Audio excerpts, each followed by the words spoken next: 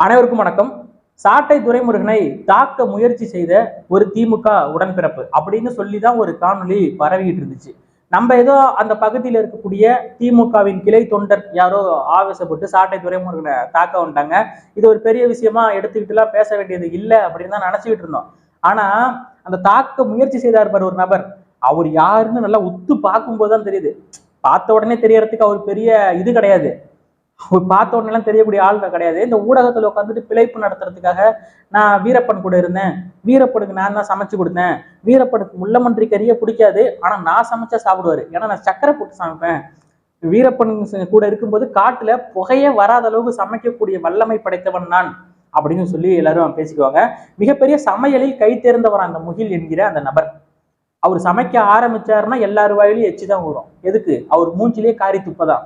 அவ்வளவு கேவலமா இருக்குமா சமையல். ஆனா சொல்லிப்பாரு, நான் ஒரு பெரிய ஆளு, நான் அங்க இருந்தேன், அங்க போகும்போது திடீர்னு ஒரு மலைப்பாம்பு வந்துச்சு காட்டுல, வீரப்பனார் அவர்கள் டக்குன்னு என்னை பிடிச்சி தூக்கிட்டாரு, இல்லைன்னா அந்த மலைப்பாம்பு என்னை விழுங்கி இருக்கும் அப்படின்னு சொல்லிட்டு கதையா விடக்கூடிய நபர்களில் இப்படி பல பேர் இருக்காங்க திராவிடத்துல. அதுல இவரும் ஒருத்தர்.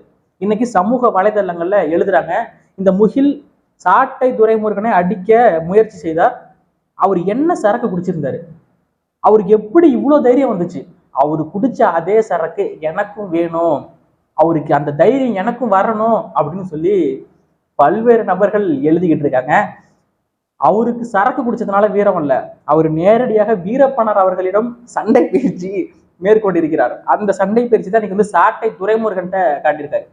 அட பண்ணாடைங்களா, ஒரு நாள் போதைக்கு என்னென்ன பண்றான் பாருங்க இந்த முகில். ஏண்டா டேய், சரியான ஆம்பளையா இருந்தா சண்டைக்கு வரதா இருந்தா சொல்லிட்டு வரணும்.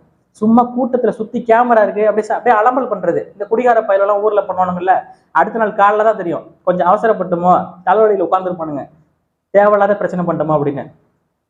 சரி, யாரோ திமுக உடன்பிறப்பு தான் கலவரம் பண்றாரு, அது என்னத்தான் பார்த்துக்கிட்டு அப்படின்னு தான் நினைச்சோம். சரி, இப்ப ஆள் யாருன்னு தெரிஞ்சு போச்சு, உள்ளூர் ஓனம் தான், எப்ப வேணாலும் அடிக்கலாம், எப்ப வேணாலும் அடிக்கலாம். இப்ப பொறுமையா இருப்போம், அதுக்கான நேரம் வரும், அன்னைக்கு நல்லா பின்னாடி ஒரு ஆப்பா ஏத்தி விடும், அதுதான் நம்ம நினைச்சுக்கிட்டு இருக்கோம். இன்னைக்கு உள்ளூர் ஓனம் தானே, எப்ப வேணாலும் அடிக்கலாம். சண்டைனா வந்து சொல்லிட்டு வரணும். இந்த இடத்துல இப்ப நான் உன்னை ஒம்பளுக்கு போறேன், முடிஞ்சா வாடா அப்படின்னு சொல்லி சண்டை போடுறது தான் ஆம்பளை. கூட்டத்துல ஒரு 4 பேர் விளக்குறதுக்கு ஆள் இருக்காங்கன்னு அப்படி தாவுறாரு, கேமரா இருக்குல்ல,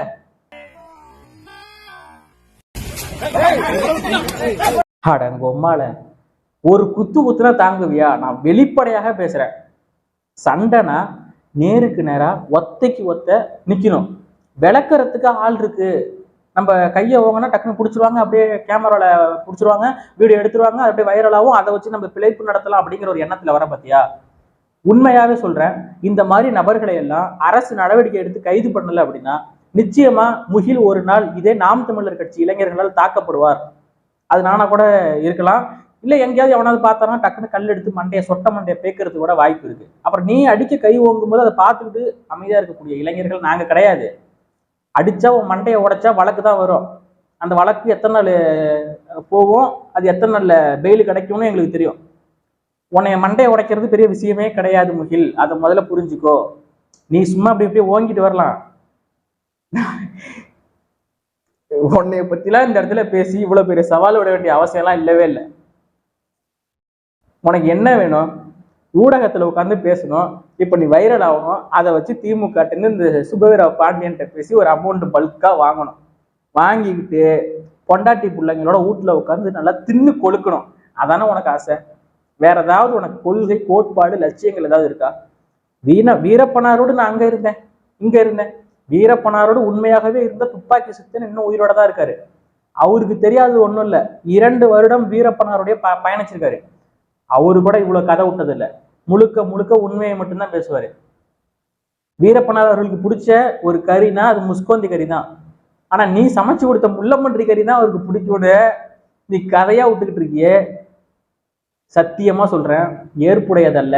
இந்த மாதிரி பேசிக்கிட்டு இருந்தீங்கன்னா உன்னை எவனும் நம்பல. நீ பேசுற வீடியோவோட கமெண்ட் செக்ஷன்ல எவனாவது ஒருத்தன் உனக்கு ஆதரவா பதிவு போடுறானா? ஏன்டா இப்படி பொய்யா புழுவிக்கிட்டு தெரியுற முகில், வேற ஏதாவது குழப்ப பாடுறான்னு சொல்றான்.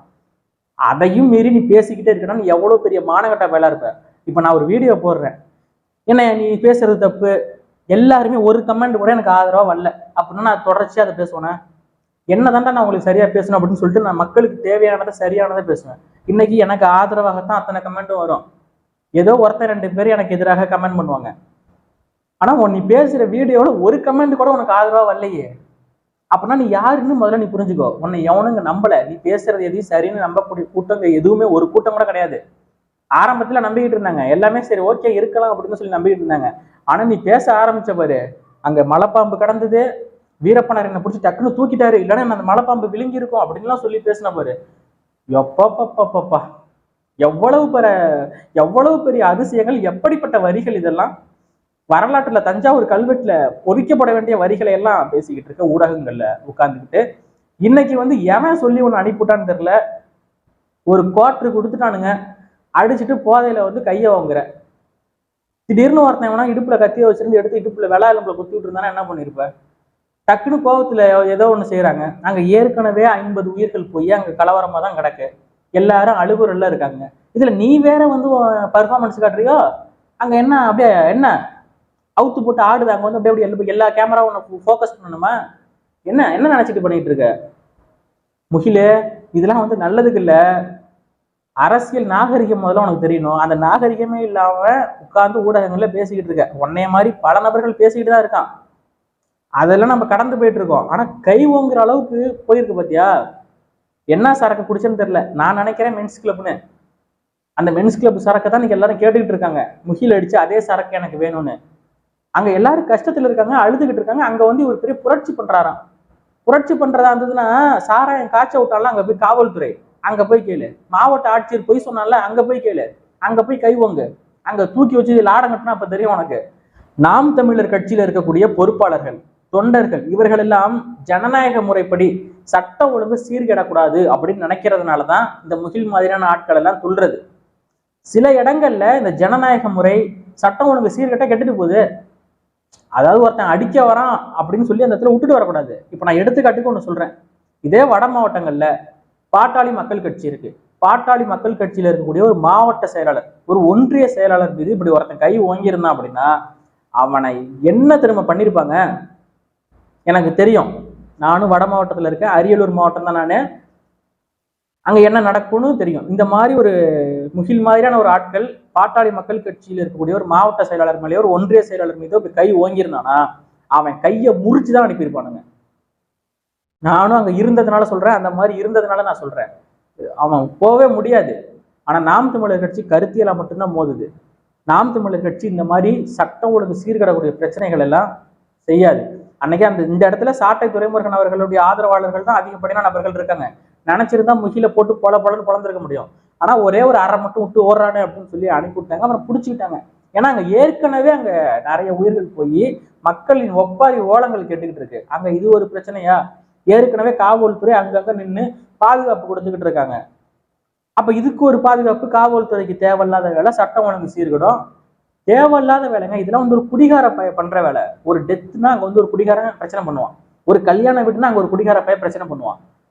இதெல்லாம் ஊர்ல இருக்கிறது, அந்த கிராமங்கள்ல இருக்கிறது தான். அந்த மாதிரி ஒரு நபராகத்தான் அந்த முகில பாக்குறேன்னு ஒழிய மற்றபடி முகிலெல்லாம் ஒரு ஆளா நினைக்கணும் அப்படின்னு நினைச்சிருந்தா என்னதான் இருந்தாலும் இவ்வளவு தூரம் பேச வேண்டிய அளவுக்கு முகில் ஒரு ஆளு கிடையாது அவன். ஆனாலும் இன்னைக்கு அவனுக்கு ஒரு வாழ்வு, அவனை பத்தி நம்ம பேசணும், அவனுக்கு இன்னைக்கு கொஞ்சம் பிழைப்புவா தான் அதிகமா வரும். இப்போ ஊடகங்கள்ல கூப்பிடுவாங்க, நீங்க எதுக்காக சாட்டை துரைமுருகனை கை வாங்குனீங்க, இதை தெரிஞ்சுக்கலாமா அப்படின்னு சொல்லி பல்வேறு ஊடகங்கள்ல அவருக்கு டிமாண்ட் கொஞ்சம் அதிகமாகும். அதனால கொஞ்சம் வருமானம் அதிகமாகும். பொண்டாட்டி பிள்ளைங்கன்னா கொஞ்சம் சந்தோஷமா இருக்கும். வேற ஏதாவது இருக்கா? வேற ஏதாவது கொள்கை கோட்பாடு ஏதாவது இருக்கா? ஒண்ணும் கிடையாது. ரொம்ப நாளா வீரப்பன் கூட நான் இருந்தேன், அவர் சமைச்சு கொடுத்தேன், அந்த கறி இந்த கறி புகைய வராம நான் சமைப்பேன் அப்படின்னு சொல்லி சொல்லி போர் அடிச்சு போச்சு. இப்ப சாட்டை துரைமுருகனை வச்சு பேசுவ. இதை விட்டு வேற உனக்கு என்ன தெரியும்?